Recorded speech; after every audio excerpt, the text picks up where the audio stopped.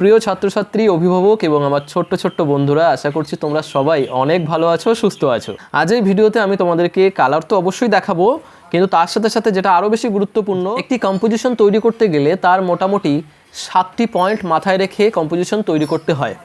তো আমি আজকে তোমাদেরকে অ্যাপ্রক্সলি 4টে পয়েন্টের মাধ্যমে এই যে ছবিটি এখানে আমার হাতে রয়েছে, এই ছবিটি তোমাদেরকে আমি বুঝিয়ে দেবো যে কীভাবে কম্পোজিশনের মাধ্যমে ছবিটিকে সাজানো হয়েছে, আর তার সাথে সাথে কালার আমি এখানে কিভাবে করব সেটাও তোমাদেরকে কিন্তু আমি দেখাবো। ভিডিওটি খুবই ইন্টারেস্টিং, তো অবশ্যই ভিডিওটি শেষ পর্যন্ত দেখো, তাহলে তোমরা যারা প্যাস্টেল কালার করছো বা ওয়াটার কালার করছো তাদের কিন্তু অনেকটা বেশি কাজে আসবে বিষয়টি। তো সবার প্রথমে তোমরা ছবিটিকে আগে ভালো করে দেখো। এই ছবিটি আমি এর আগের ভিডিওতে শুধুমাত্র এঁকেছিলাম এবং আঁকার মাধ্যমে তোমাদেরকে আমি বুঝিয়ে দিয়েছিলাম, কিন্তু আজকে এই ভিডিওতে আমি কালারও দেখাবো, যে কালারটা কিভাবে করা হয়েছে সেটাও দেখাবো। তো এখানে তোমরা ফার্স্ট দেখো যে আমি এখানে এই যে মানুষটা তোমরা দেখতে পাচ্ছ, মানুষটা এখানে একটা গাছ লাগাচ্ছে, তাই তো? সিম্পলি একটা ছবি এখানে তোমরা দেখছো, কিন্তু এই ছবিটার মধ্যে দেখো কিছু কিছু বিষয় রয়েছে যেটা কিন্তু খুবই ইম্পর্টেন্ট। সবার প্রথমে এখানে খেয়াল করে দেখো যে এই যে মানুষটা এখানে কোথায় রয়েছে। এখানে প্রচণ্ড হাওয়া হচ্ছে, আশা করছি তোমাদের একটু হয়তো সমস্যা হচ্ছে, বুঝতে পারছি। দাঁড়াও আমি চেষ্টা করি, পেছনে একটা বই দিয়ে চেষ্টা করি, তাহলে আর উড়বে না। দেখো এখানে যে মানুষটা রয়েছে, এই মানুষটা খেয়াল করে দেখো তো, ভালো করে ভেবে দেখো তো, মানুষটা এর দৃষ্টি কোন দিকে আছে? এই দিকে আছে, তাই তো? এইদিকে তাকিয়ে আছে। এবার এই যে এইদিকে তাকিয়ে আছে, এই টোটাল বডি, মানে শুধুমাত্র মাথাটা না, এই যে টোটাল বডির সামনে জায়গাটা বেশি না বডির পেছনে জায়গা বেশি? তো অবভিয়াসলি দেখো বডির সামনে জায়গাটা দেখো অনেকটা বেশি এবং পেছনে জায়গাটা কম। তো মাথায় রাখতে হবে, তুমি যখন যে কোনো কম্পোজিশন করছো সেখানে যে ফিগার তুমি করতে চাইছো, সেই ফিগারের দৃষ্টি যেদিকে রয়েছে সেই দিকে তোমাকে জায়গা বেশি রাখতে হবে, যেমনটা এখানে রয়েছে। আই হোপ এবার তোমরা খুব ভালোভাবে বিষয়টাকে বুঝতে পেরেছো, ঠিক আছে? যে কোনো কম্পোজিশন করছো না কেন, এই মানুষটাকে যদি আমি এখানে বসাতাম আর এইদিকেই ফিরিয়ে রয়েছে, মানে যেমনভাবে আছে তেমনভাবেই যদি মানুষটা এইখানে থাকতো, তাহলে কিন্তু ছবিটা ভুল হতো। ব্যাপারটা বুঝতে পেরেছো? তার কারণ এই ছবির ভিতরে তুমি কম্পোজিশনটাকে সাজাতেই পারছো না।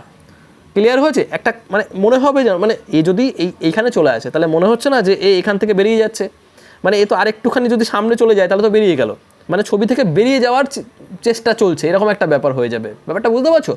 তাহলে যে কোনো ছবির ক্ষেত্রে বুঝতে পেরেছো নিশ্চয়ই, এই মানুষটাকে তুমি এখানে দিতে পারো, তখন কিভাবে দেবে? মানুষটাকে এই দিকে ফিরে তোমাকে দিতে হবে। আর সেই সঙ্গে সঙ্গে নিচের দিকে দেখো জায়গা আমি কতটা ছেড়েছি, দেখো 2 আঙুল, দেখো মোটামুটি এই যে দেখো 2 আঙুল উপরে, মানে ছবি যেখানে শেষ হচ্ছে তার থেকে উপরে অ্যাপ্রক্সলি প্রায় 2 আঙুল উপরে তোমাকে কিন্তু এই বডিটাকে কমপ্লিট করতে হবে। ব্যাপারটা বোঝাতে পারছি? তো খুব ইন্টারেস্টিং একটা বিষয়। তুমি যদি এই পাটাকে যদি কেটে দাও এখান থেকে, মানে একেবারে নিচে চলে যায়, তাহলে কিন্তু ছবি গ্রামার অনুযায়ী কিন্তু কোথাও না কোথাও মিস্টেক করছে, ভুল হচ্ছে, ঠিক আছে? তাহলে এটা করা যাবে না।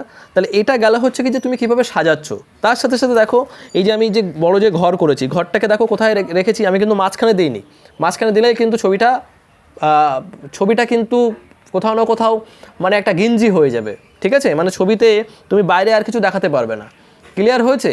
তো এইগুলো কিন্তু আমার কম্পোজিশনের ভিডিওতে অনেক ভালোভাবে বোঝানো রয়েছে, তোমরা ভিডিওটা ভালো করে দেখো, তাহলে তোমরা বুঝতে পারবে। পয়েন্ট টু পয়েন্ট আমি বুঝিয়ে দিয়েছি। তাহলে ঘরটাকে কি করেছি, আমি একটা সাইডে দেখিয়েছি, এবং তারপরে আমি পাশে কি দেখাতে পেরেছি, কিছু জঙ্গল বা কিছু গাছ আমি দেখাতে পেরেছি, এবং তারপরে দেখো আমি দূরের দিগন্ত রেখাও এখানে দেখাতে পেরেছি। বুঝতে পেরেছো? তাহলে এইভাবে তোমাকে সাজাতে হবে। তুমি যেখানে যে খাতার মধ্যে, যে পেজের মধ্যে ছবি করছো, সেখানে তোমাকে সুন্দরভাবে সাজাতে হবে মেনলি। তো এটাই হচ্ছে কম্পোজিশন। ক্লিয়ার হয়েছে? নেক্সট যদি আমি এখানে বলি, তাহলে এখানে তোমার যেটা আসে সেটা হচ্ছে প্রপোর্শন। একটার অনুপাতে আরেকটা বস্তুকে তুমি কিভাবে এর ভিতরে সাজাচ্ছ। যেমন এখানে দেখো মানুষটা রয়েছে, এই মানুষের তুলনায়, মানুষের পাশেই কি রয়েছে, একটা ঘর রয়েছে। তাহলে এই মানুষের তুলনায় তুমি যদি ঘরটাকে ছোট করো, কারণ এই ঘরটা তো অনেক দূরে নেই, ঘরটাকে কোথায় করেছি, আমি সামনে করেছি, মানুষের ঠিক গায়ে। তাহলে এই ঘরের মানে এই মানুষের তুলনায় যদি ঘর তুমি ছোট করে দিতে, তাহলে কি হতো? তাহলে এই মানুষকে এই ঘরের ভিতরে ঢুকতে পারবে? অবভিয়াসলি পারবে না, তাই না? আমরা অনেক সময় করি না, যে মানুষ এখানে রয়েছে এবং পাশে তুমি একটা ঘর করছো, যে ঘরটা ছোট করেছো। তাহলে তুমি একবার ভেবে দেখো তো, ওই ঘরের ভিতরে কি মানুষটা ঢুকতে পারতো না, তাই না? তাহলে কোথাও না কোথাও জিনিসটা ভুল হচ্ছে। ক্লিয়ার হয়েছে? তাহলে এই কারণে, যেহেতু ঘর আমার সামনেই রয়েছে, কাছেই রয়েছে, সেই কারণে মানুষের তুলনায় ঘর কিন্তু অনেকটা বড় করতে হবে। এবার এই ঘরটায় যদি অনেকটা দূরে করতাম, ধরো আমি এখানে করছি একদম দূরে, বুঝতে পারছো? মানে এই দিগন্ত রেখার কাছাকাছি করছি, তখন কিন্তু আমি ছোট্ট ঘর করবো এখানে, কারণ ঘর অনেক দূরে চলে গেছে। ক্লিয়ার হয়েছে বিষয়? এইভাবে তোমাকে কিন্তু সাজাতে হবে। ক্লিয়ার? কম্পোজিশন শুধুমাত্র ছবি আঁকলেই কিন্তু শুধু হবে না, সব থেকে গুরুত্বপূর্ণ বিষয় কিন্তু এটা, বুঝতে পেরেছো? সেই সঙ্গে সঙ্গে প্রপোর্শনে যদি আমি আবার বলি, এখানে যে জলের পাত্র, এই জলের পাত্র তুমি এমন একটা জলের পাত্র করলে, দেখা যাচ্ছে এই এত মোটা একটা জলের পাত্র করলে, এবার তুমি ভেবে দেখো জলের পাত্র মোটা হবে না এমনটা আমি বলছি না, কিন্তু একটা মানানসই রয়েছে। তো একটা মানুষ যখন ফুল গাছে জল দিতে আসবে, নিশ্চয়ই সে এরকম একটা বড় ড্রাম নিয়ে আসবে না, তাই না? তো এখানে তুমি একটা জিনিস চিন্তা করো, এখানে যে মানুষের যে মানুষের বডি এইটুকু আছে, তাই না? এবার এই বডির তুলনায় তুমি যদি এখানে এই যে জলের পাত্র যদি এতটা বড় করো, তাহলে মানুষের তুলনায় আরও বেশি অনেক বড় হয়ে যাচ্ছে না, মোটা হয়ে যাচ্ছে না, ঠিক না? এই তুলনাটা তোমাকে বুঝতে হবে যে এইটার তুলনায় এইটা কতটা বড় বা কতটা ছোট তুমি করছো। বিষয় ক্লিয়ার হয়েছে? এর তুলনায় এটা হয় সমান হতে পারে আর না হলে ছোট হতে পারে, তাই না? জলের পাত্র কতই বা মোটা হবে, ঠিক কি না? তো তুমি ম্যাক্সিমাম মোটা কতটা করতে পারো? মানুষ যতটা মোটা আছে তুমি ম্যাক্সিমাম অতটা যেতে পারো, তার বেশি নিশ্চয়ই অতটা মোটা একটা জলের পাত্র নিয়ে কেউ তো জল দিতে যাবে না। তাহলে এটা তোমাকে বুঝে কিন্তু এখানে কাজ করতে হবে। সেই সঙ্গে এর হাতে যে চারা গাছ রয়েছে, চারা গাছটা দেখো মানুষের তুলনায় অনেকটা ছোট। আমরা যখন কোনো চারা গাছ নিয়ে আসি তখন কীরকম, নিশ্চয়ই অবভিয়াসলি অনেক বড় নিয়ে আসি না, ছোটোই তো নিয়ে আসি। তো এখানে সেরকম একটা দেখো মানুষের তুলনায় চারা গাছটা কিন্তু অনেকটা ছোট, বুঝতে পেরেছো? এইটাইকেই বলছি আমরা প্রপোর্শন, যে একটার অনুপাতে আর একটা তুমি কিভাবে দিচ্ছ। ক্লিয়ার হয়েছে? এর সাথে সাথে যদি আমরা পার্সপেক্টিভের কথা বলি, পার্সপেক্টিভ আর তোমার যে অনুপাত অনেকটা একই বিষয়ের ভিতরেই পড়ে। যেমন এখানে সামনে আছে বলে এইখানে দেখো গাছগুলি কত বড় দেখাচ্ছে, তাই না? মানে অনেকটা বড় হয়ে গেছে, উপরে চলে গেছে। কিন্তু ওখানেই দেখো এখানে পেছনে আমি একটা বোঝার জন্যে আমি একটা দেখো তাল গাছ দিয়েছি, যেটা অনেক দূরে রয়েছে। এবার আমরা কি জানি তাল গাছ তো তুলনামূলক অনেক বড় হয়, তাই না? তাহলে এখানে দেখো দূরে থাকার ফলে তাল গাছটা এখানে কিন্তু ছোট হয়ে গেছে, বোঝাতে পারছি? তাহলে এটাকে আমরা পরিপ্রেক্ষিত বলতে পারি বা পার্সপেক্টিভ বলতে পারি, বোঝাতে পারছি? মানে পার্সপেক্টিভ হচ্ছে ইংলিশ শব্দ আর পরিপ্রেক্ষিত হচ্ছে বাংলাতে আমরা বলছি, ঠিক আছে? বিষয় একই। এবং যত দূরে যাচ্ছে তত আস্তে আস্তে দেখো কালারের যে কালারের পরিমাণও কিন্তু আস্তে আস্তে যত দূরে চলে গেছে তত দেখো আস্তে আস্তে দেখো লাইট হয়ে গেছে। এখানে সামনের দিকে দেখো ডার্ক কালার, যত সামনে এসছে তত দেখো ডার্ক, এবং যত দূরে চলে গেছে তত দেখো আস্তে আস্তে লাইটের দিকে চলে গেছে। বিষয় ক্লিয়ার হয়েছে? এটাকে আমরা বলি কালার ভ্যালু, কালার মানে কালার স্কেল বলা যেতে পারে। ব্যাপারটা বুঝতে পারছো? যেটা নিয়ে আমি পরবর্তীতে ভিডিও আনবো। অনেকেই বারবার করে আমাকে বলছো যে কালার স্কেল নিয়ে ভিডিও বানাতে। তো আই হোপ এই ছোট ছোট কয়েকটা পয়েন্ট তোমাকে মাথায় রেখেই কিন্তু কাজ করতে হবে, তাহলে তোমরা খুব ভালো ছবি করতে পারবে। আমি আরও একটা দেখাচ্ছি, দেখো এই যে ঘর এখানে করা হয়েছে, সেই ঘরের তুলনায় দেখো এই যে জানালা আমি নিশ্চয়ই অনেক বড় করব না, একটা ঘরের জানালা কত বড় হতে পারে। তো তোমাকে তুলনামূলক বুঝতে হবে যে এই ঘরে জানালা কত বড় হবে। জানালা নিশ্চয়ই আমি এত বড় দেবো না, ঘরটা তো এত বড়, তাহলে ঘর যদি এত বড় হয় তাহলে জানলাও আমি এত বড় তো দিতে পারি না। জানলা কতটুকু হবে, এই ঘরের তুলনায় যতটা হওয়া উচিত তোমাকে ততটা বসাতে হবে। তো এটাকেই আমরা বলি প্রপোর্শন, বোঝাতে পারছি? তো এই কয়েকটা বিষয় মাথায় রেখেই তুমি যদি কাজ করতে পারো তাহলে দেখবে তোমার ছবি গ্রামার অনুযায়ী কিন্তু সঠিক হবে। আরও অনেকগুলো পয়েন্ট আছে, আমি জাস্ট কয়েকটা পয়েন্ট এই ছবিটার মধ্যে দিয়ে আমি তোমাকে বুঝিয়ে দিলাম। তাই হোপ তোমরা কম্পোজিশন সম্পর্কে একটা ভালো ধারণা পেয়েছো, এবং আরও ভালো ধারণা পাওয়ার জন্য তোমরা ডিসক্রিপশনে চলে যাবে এই ভিডিওটা কমপ্লিট করার পর, সেখানে তোমরা কমপ্লিট ভিডিও পেয়ে যাবে কম্পোজিশনের। তো এবার চলো এই ভিডিওতে আমরা যে কালার দিয়েছি এই কালারটি আমরা কিভাবে করেছি সেটাও আমরা একটু দেখে নিই।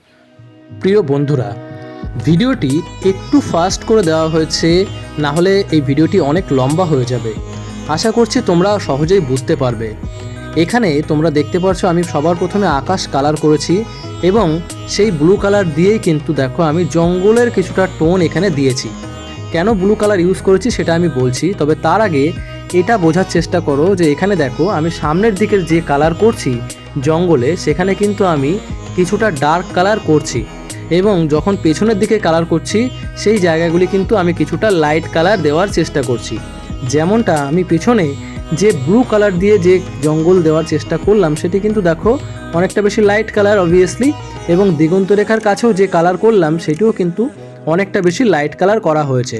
পরিপ্রেক্ষিতের নিয়ম অনুযায়ী যে বস্তু যত দূরে থাকছে সেই বস্তুর যে উজ্জ্বলতা সেটি কিন্তু আস্তে আস্তে কমতে থাকে বা আস্তে আস্তে অনেকটা ঝাপসা হয়ে যেতে থাকে, যে কারণে কিন্তু আমরা দেখো দূরে যে কালার করেছি সেখানে কিন্তু যথেষ্ট লাইট কালার করেছি এবং সামনের দিকের কালার ডার্ক হয়েছে। সেই সঙ্গে আরেকটা বিষয় এখানে তোমাকে মাথায় রাখতে হবে, বিশেষ করে প্যাস্টেল কালার করার সময় একটি বিষয় মাথায় রাখবে, সেটা হচ্ছে যে বর্ডার লাইন। বিশেষ করে যখন কোনো ঘর বা কোনো মানুষের ছবি তুমি করছো, তার বাইরে থেকে যখন কালার করছো তখন চেষ্টা করবে যে ঘরের মধ্যে যেন কালার না ঢুকে যাচ্ছে, বা যখন মানুষ করছো সেই মানুষের আউটসাইডে যখন কালার করছো, যেমনটা তোমরা এখানে দেখতে পাচ্ছ, মানুষের আউটসাইডে যখন কালার করছি কালারটি কিন্তু বর্ডারের মধ্যে ঢুকে যাচ্ছে না। অর্থাৎ খুব ভালো করে বিষয়গুলিকে লক্ষ্য রাখতে হবে যে কোন কোন স্থানগুলিতে তুমি বর্ডারের বাইরে কালার নিয়ে গেলেও কোনো সমস্যা নেই, আর কোন কোন জায়গাগুলিতে যে বর্ডারের ভেতরে যদি কালার ঢুকে যায় বা বর্ডার থেকে বাইরে বেরিয়ে যায় সেটা কিন্তু প্রবলেম হতে পারে। এটা তোমাকে বুঝেই কিন্তু কাজ করতে হবে। একটা মানুষের কালারের মধ্যে তুমি যদি বাইরের আউটসাইডের কালার ঢুকিয়ে দাও তাহলে কিন্তু মানুষের ছবিটা করতে প্রবলেম হবে। তো এই বিষয়গুলোকে মাথায় রেখেই তোমাকে কাজ করতে হবে। তো আশা করছি তোমরা ভিডিওটি খুব ভালোভাবে বুঝতে পেরেছো, কম্পোজিশন সম্পর্কে তোমাদের আইডিয়া এসছে। এবং আমি প্রথমেই যেমনটা বলছিলাম যে কম্পোজিশন সম্পর্কে আরও ভালোভাবে বোঝার জন্যে ডিসক্রিপশনে আমি লিঙ্ক দিয়ে দেবো, সেখান থেকে তোমরা কম্পোজিশনের ভিডিওটি দেখে নিও। আর সেই সঙ্গে এই ভিডিওটি তোমাদের যদি কোনো কাজে এসে থাকে তাহলে অবশ্যই চ্যানেলটি সাবস্ক্রাইব করে সঙ্গে থেকো, আর অবশ্যই কমেন্টের মাধ্যমে জানিও যে তোমাদের ভিডিওটি কেমন লাগলো। তাহলে বাকি অংশটুকু দেখে নাও। তোমাদের সঙ্গে দেখা হচ্ছে আবার পরবর্তী ভিডিওতে।